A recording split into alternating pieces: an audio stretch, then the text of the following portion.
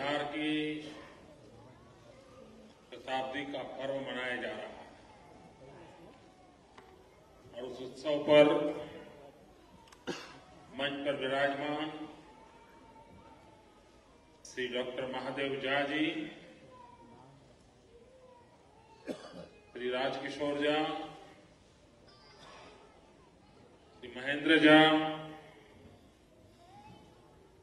श्री किशोर कुणाल और हमारे यहां के लोकप्रिय सांसद डॉक्टर किरीट भाई सोलंकी,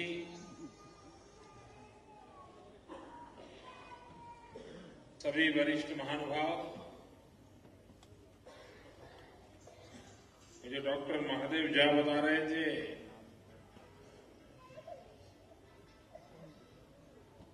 कि बाहर भी इतने ही लोग बैठे हैं, हमने सोचा था हमारा कमरा छोटा पड़ गया।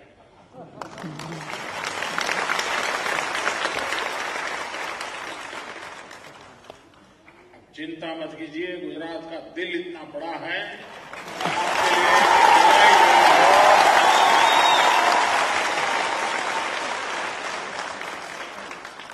हमको छोटा पड़ने नहीं देंगे और आपको छोटा होने भी नहीं देंगे।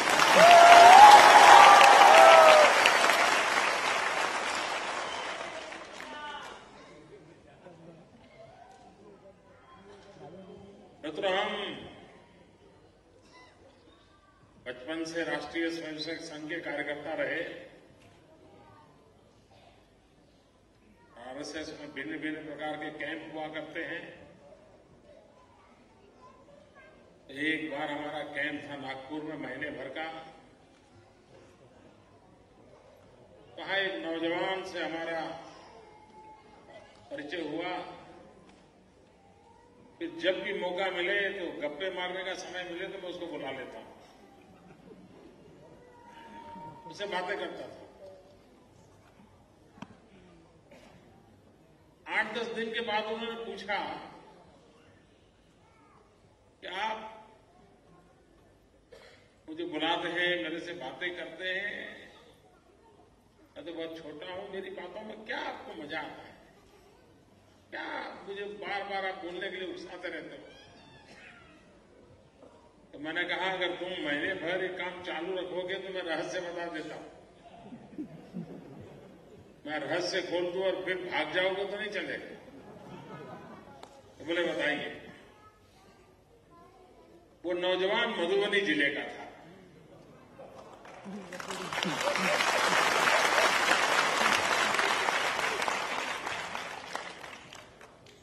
और मैंने अपने जीवन में इतनी मधुर भाषा पहले कभी सुनी नहीं।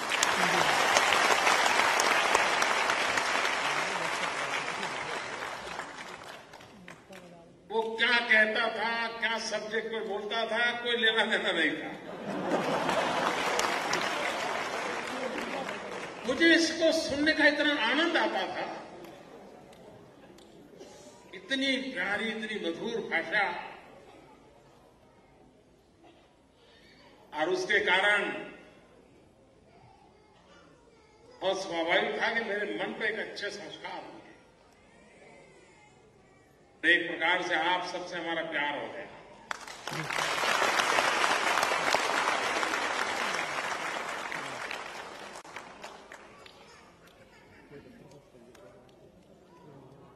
जो मूल बिहार के हैं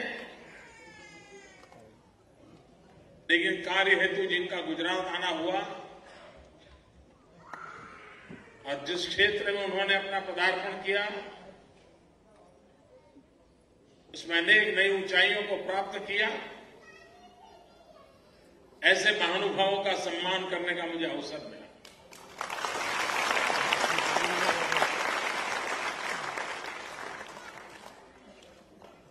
मित्रों, जो लोग जीवन में ऊंचाइयों को प्राप्त करते हैं उनके लिए सम्मान बहुत बड़ी चीज नहीं होती है। ये सहज होता है उनके जीवन में। कभी यहां तो कभी वहां, कभी न कभी तो सम्मान होता रहता है। लेकिन सम्मान में भी बहुत फर्क होता है।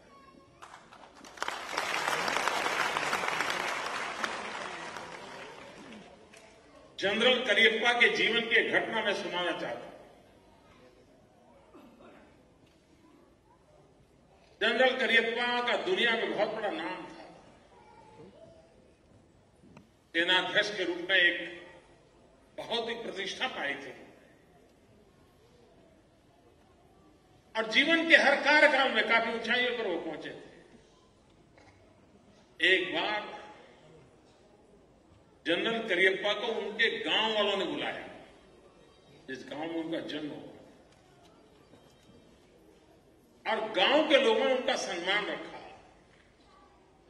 उस दिन जनरल करियप्पा ने जो भाषण किया है वो बड़ा पढ़ने जैसा भाषण। उन्होंने कहा कि मैं एक ऐसे पद पर रहा हूं कि जहां हजारों बार दिन में सलाम होती है, जहां जाऊं वहां लोगों से सिना तान करके सैल्यूट करते हैं। दुनिया के जिस देश में जाता हूं उस देश के बड़े बड़े लोग मुझे सलाम करते हैं। मैंने गौरव और सम्मान बहुत देखा, लेकिन मुझे पहली बार अपनों के बीच, अपने खेत खलिहान से जुड़े हुए लोगों के बीच, गांव के मेरे अपने लोगों के बीच, इतनी छोटी सी संख्या के बीच में जो मेरा सम्मान हो रहा है, उसका मैंने आनंद इसके पहले कभी अनुभव नहीं किया।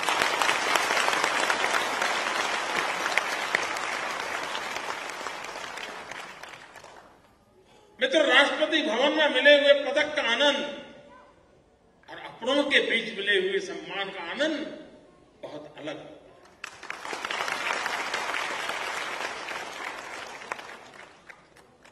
अपनों के बीच जिनका सम्मान हुआ है, तो सम्मान बहुत बड़ी ऊंचाई होती है। जिनका सम्मान हुआ है उन सबका बहुत बहुत अभिनंदन करता हूं।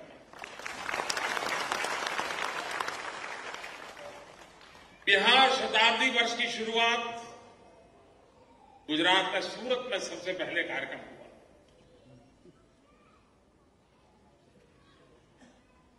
बिहार से कई महानुभाव उसमें आए थे। मूल बिहार के और देश में गणमान्य स्थान पर जो पहुंचे हैं, ऐसे विशिष्ट नागरिकों का सम्मान भी वहां किया गया और मुझे उस समारोह में शरीक होने का सौभाग्य प्राप्त हुआ। और तब जो लोग आए थे, उन्होंने अपने भाषण में कहा था कि अब तक कोई 5 कार्यक्रम वो करके आए थे, तो वो कह रहे थे बिहार शताब्दी वर्ष के अब तक के जो 5 कार्यक्रम हम करके आए हैं, उसमें सूरत में जो कार्यक्रम हुआ वो अब तक के सबसे बड़े कार्यक्रमों में बिहार का कार्यक्रम था।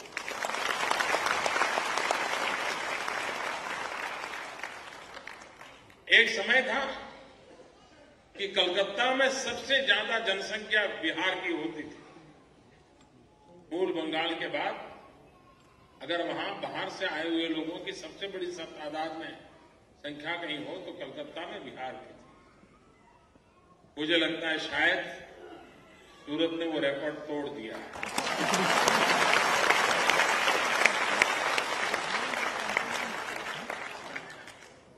आज सबसे ज्यादा बिहार के लोग किसी एक शहर में शायद रहते हो, संभव है वो सूरत होगा।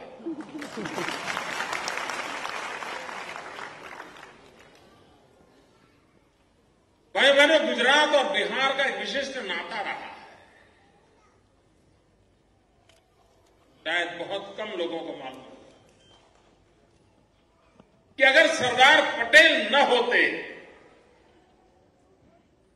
क्या राजेंद्र बाबू इस देश के राष्ट्रपति बन पाते?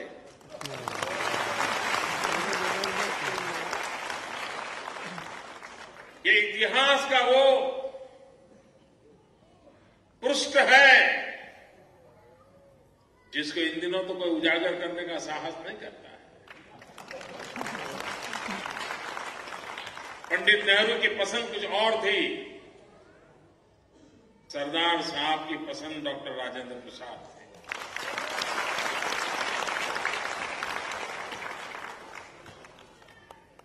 और सरदार साहब की खासियत थी चीजों को कैसे करवा लेना। अगर वो कौशल्य न होता, इतने राजे रजवाड़े इतने कम समय में एक ही रस नहीं हो सकता।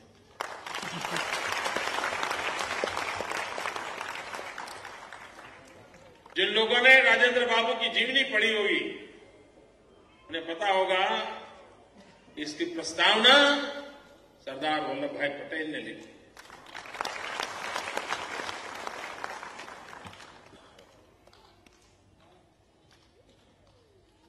मित्र एक चाणक्य हो गए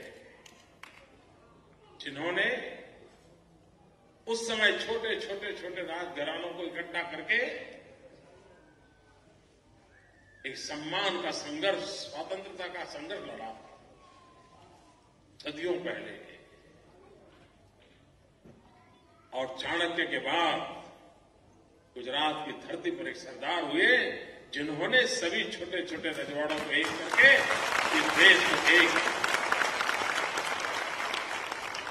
देश को एक करने का काम कभी चाणक्य ने किया था, जिसका जन्म बिहार की धरती पर हुआ था, और दूसरे सरदार ने किया था जिसका जन्म गुजरात की धरती पर हुआ।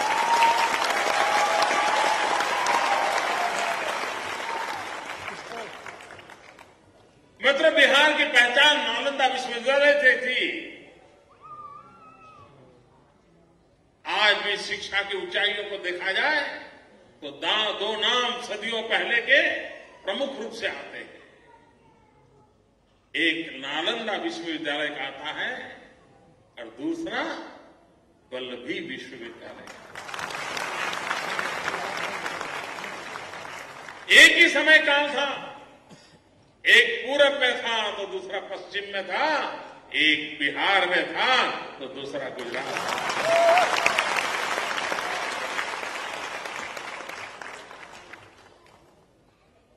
महात्मा गांधी रेल के डिब्बे से उतार दिए गए अफ्रीका में, और महात्मा गांधी ने ठान ली इन गोरे लोगों ने मुझे डिब्बे से उतारा है, मैं उन्हें हिंदुस्तान की धरती पर से उतार दूंगा।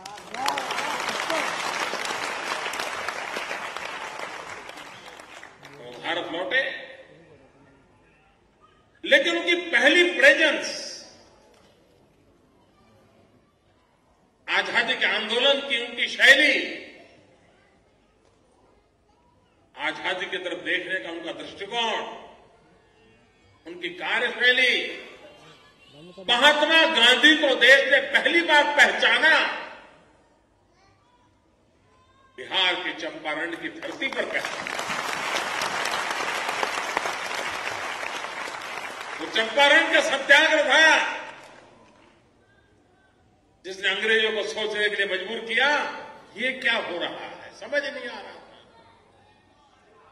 तो लाठी चलाए, गोली चलाए तो रास्ता सूझता है, लेकिन वो आके खड़ा हो जाए, मारिए जितना मारना हो मैं खड़ा हूं, तो कोई क्या करे।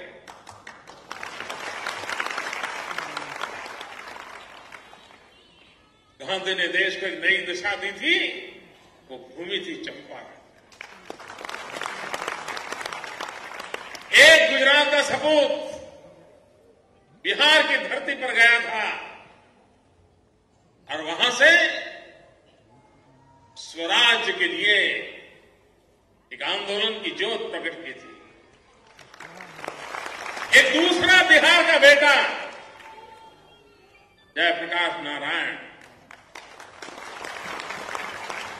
जो गुजरात की धरती पर आए थे और नवनिर्माण के आंदोलन से प्रेरणा लेकर के सुराज्य के लिए देश में आह्लेख जगाई।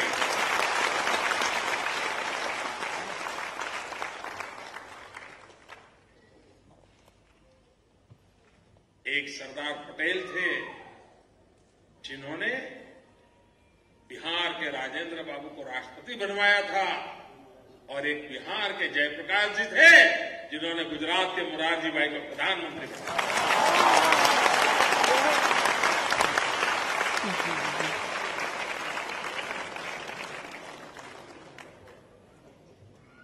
अनगिनत बातें ऐसी हैं मित्रों जो हमें और आपको जोड़ती है।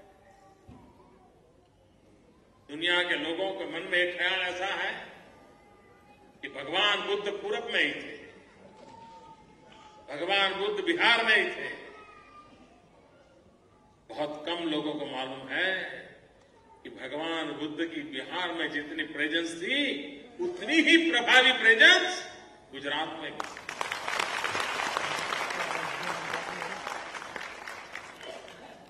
और हम तो उन भाग्यवान लोगों में हैं जिनको एक्सकेवेशन के दौरान खुदाई के समय पुरातत्व विभाग को वो सोने की डिबिया मिली और पाया कि भगवान बुद्ध के अस्थि हमें मिले। किसी के पास नहीं है। आंख लगाकर भगवान के बुद्ध के अस्थि का दर्शन कर पाए, ये संपत्ति आज गुजरात के पास है। और हमारा सपना भी ऐसा ही है। हम भी भगवान बुद्ध का भव्य मंदिर यहां बनाना चाहते हैं।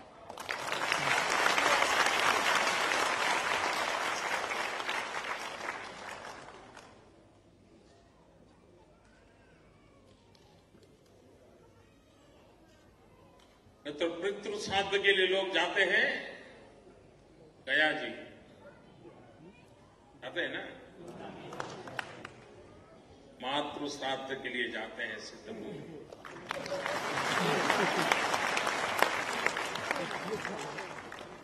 आप देखिए नाता कितना अजब है, कितना जोड़ता है हमें। मित्र भगवान महावीर तीर्थंकर, उसका सबसे ज्यादा प्रभाव अगर किसी क्षेत्र में है तो आज भी गुजरात की धरती पर।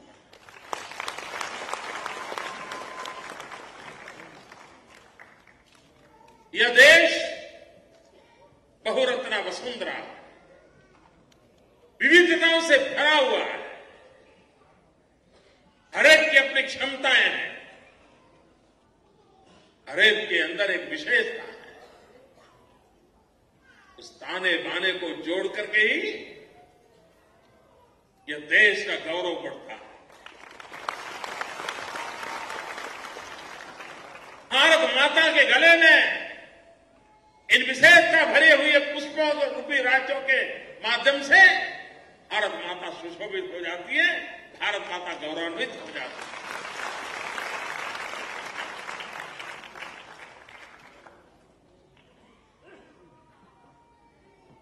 तो हमारी भूमिका रही है सबका साथ, सबका विकास।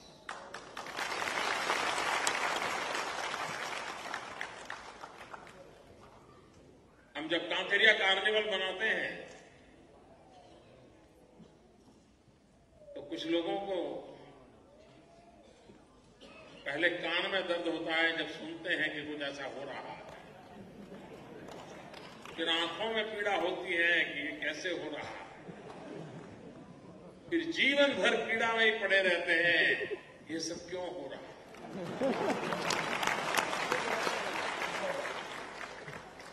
लेकिन जो आलोचना करने वाले लोग हैं, हर चीज में राजनीति की देखने का प्रयास करने वाले लोग हैं, उनको इस बात का अंदाज नहीं है कि अहमदाबाद म्युनिसिपल कॉर्पोरेशन जब कांकरिया कार्निवल करते हैं तो एक दिवस भारत एकता दिवस उस वक्त मनाया जाता है और अहमदाबाद में बसने वाले सभी राज्यों को अपने अपनी वेशभूषा में उनको निमंत्रित किया जाता है और कांकरिया के किनारे पर एक लघु हिंदुस्तान का निर्माण करके भारत की एकता की अनुभूति की जाती है।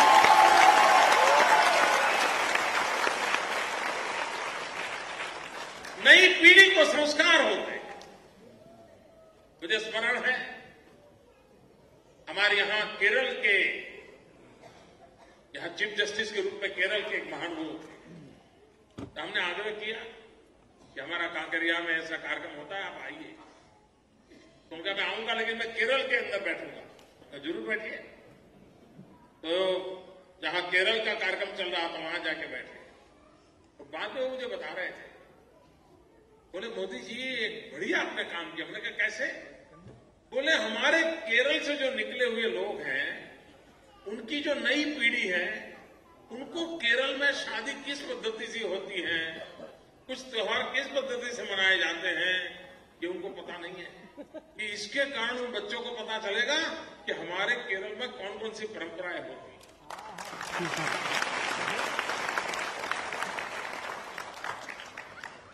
आप बिहार से आए हो, गुजरात में रहते हो, आप 100% गुजराती हो चुके हो, तो भी हमारी कोशिश है कि आपके पूर्वजों को न भूले, आपकी परंपराओं को न भूले, आपके आचार व्यवहार को न भूले। यही तो हमारी विशेषता है, यही तो हमारी समृद्धि है। और ये एक राज्य ऐसा है कि जो आपकी परंपराओं को पनपाने के लिए प्रयास करता रहता है।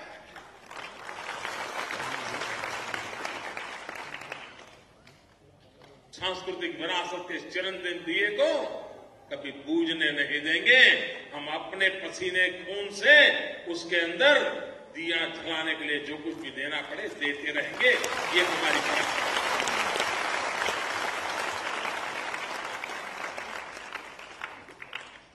और इस देश में, इतने बड़े देश को सरदार पटेल साहब जैसे महापुरुषों ने एक करके हमें दिया है, तो हमारा दायित्व बनता है कि हमारे देश के किसी भी भूभाग को ऐसा नहीं लगना चाहिए कि मैं यहां कहीं पर आया, कभी नहीं लगना चाहिए।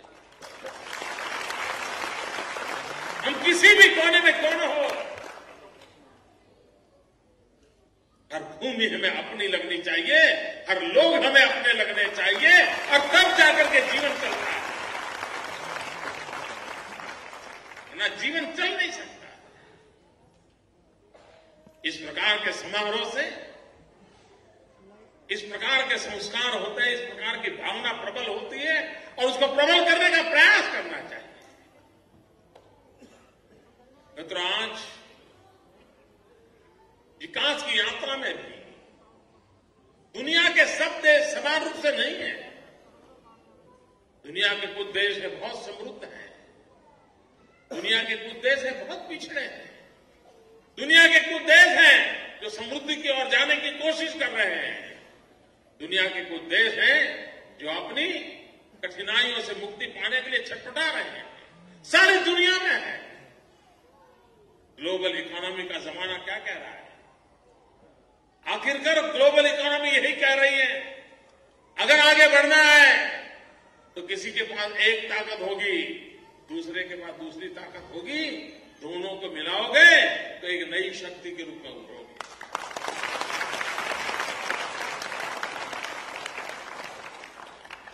अब हमारे गुजरात के पास आयरन और नहीं है, लेकिन स्टील के कारखाने यहां लग रहे हैं, लोहा बन रहा है। मैं मेरे गुजरात के किसी नौजवान को कहूं कि भाई एक बहुत बड़ा लोहे का कारखाना लगा है और उसमें इस प्रकार का काम है, आओगे करोगे क्या? तो देख करके ही भाग जाएगा। 1600 डिग्री टेम्परेचर में वो काम ही नहीं कर सकता है। अगर मेरे पास मेरे उत्तर प्रदेश न होता तो मेरे यहां लोहा का कारखाना कौन चलाता?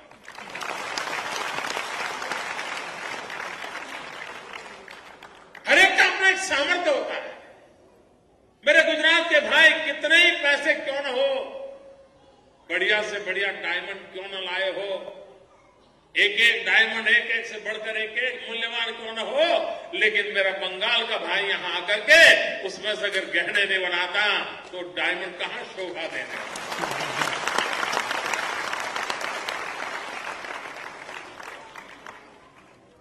मैं तो कभी कभी सोच रहा हूं कि बिहार के नौजवान न होते तो हम टीवी पर दिखाई कैसे देते।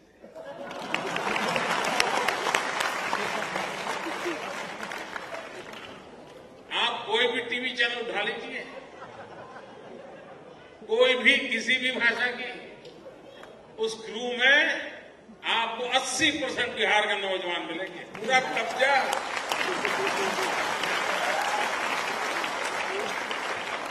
सभी टीवी चैनलों पर उनका कब्जा है।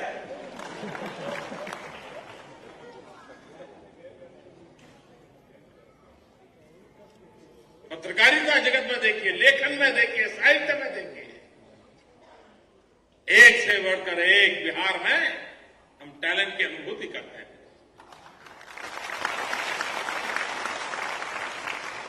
इतनी बुद्धि संपदा है और इतना प्यारी भाषा है जिसकी, इतना आनंद आता है सुनकर के। अब तो मुझे खुशी है, पूरा बिहार जो मनोरंजन प्राप्त करता है भोजपुरी फिल्मों से, तो ज्यादातर फिल्में मेरे गुजरात में बनती हैं।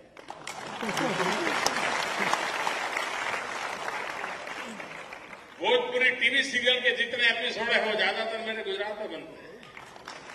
और अब तक तो उनके जो साथी कलाकार होते हैं, मेन कलाकार के सिवाय, वो ज्यादातर हमारे बच्चे रोल कर लेते हैं।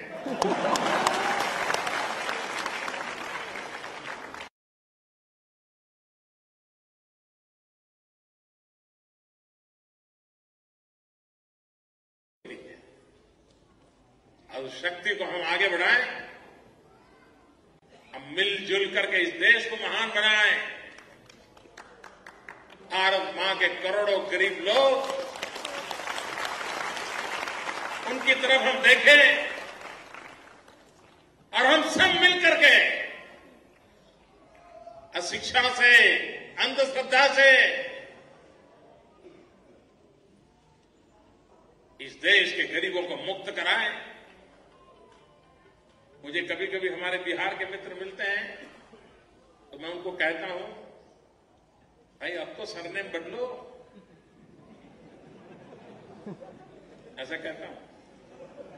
बिहार में तो तुम्हारी सरनेम जा ठीक थी, वहां अगर तुमको लोग कहते हैं जा,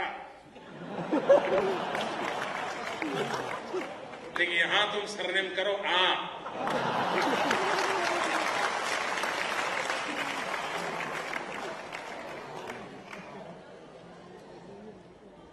मेरे हाथ तो बदल जाओ, हमें मंजूर नहीं आपको जा कहना।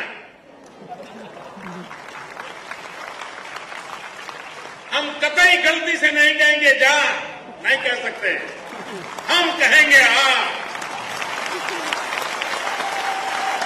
ये गुजरात आपका है।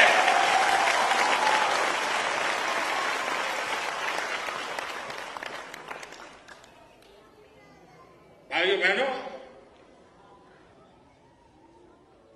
डॉक्टर महादेव जी जब मुझे निमंत्रण देने आए, मैंने कहा बिल्कुल तय करके आए हो ना।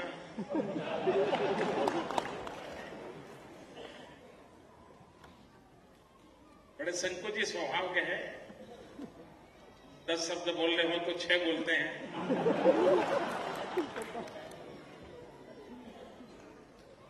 मेरा सवाल ज्यादा समझ नहीं पाए, मुंडी हिलाई।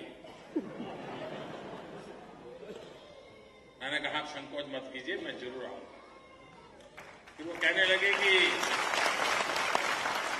यहां 10,000 परिवार हैं, लेकिन हम यहां जो विशेष करके ऑफिसेज और प्रोफेशनल क्षेत्र में लोग हैं, उन्हीं को इकट्ठा कर रहे हैं।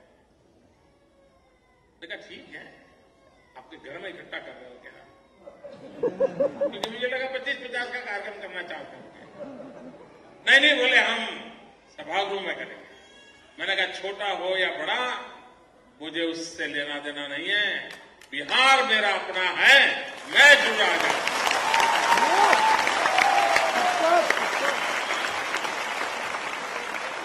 मित्राज, भव्य सोमनाथ आप देखते हैं, भव्य सोमनाथ जब देखते हैं तो राजेंद्र बाबू ने उसका शिलान्यास किया था, वो बात में याद आ।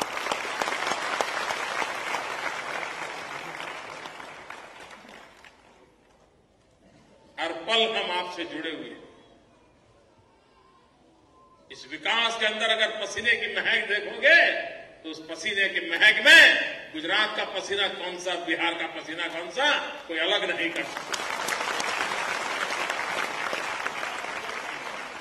हम भारत मां के संतान हैं। मां के दूध में कभी दरार नहीं हो सकती। मां के दूध में दरार नहीं हो सकती। मां का दूध कभी फट नहीं सकता।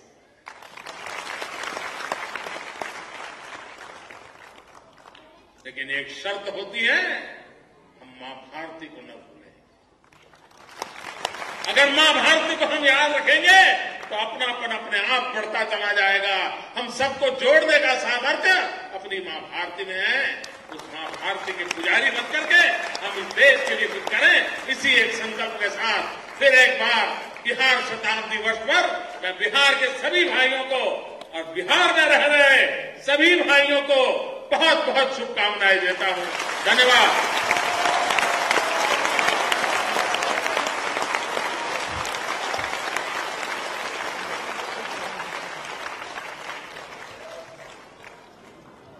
हमने माना अभी हमारा अपनापन अनजान बहुत है।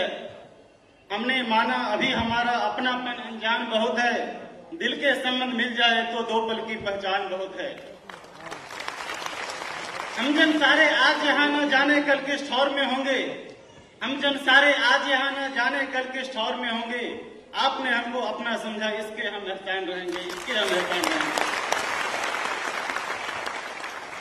अब मैं आमंत्रित कर रहा हूं इस बिहार शताब्दी कार्यक्रम का एक सप्रेम भेंट के साथ। प्लीज,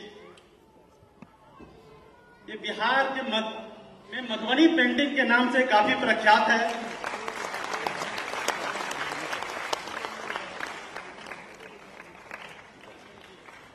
जोरदार तालियों से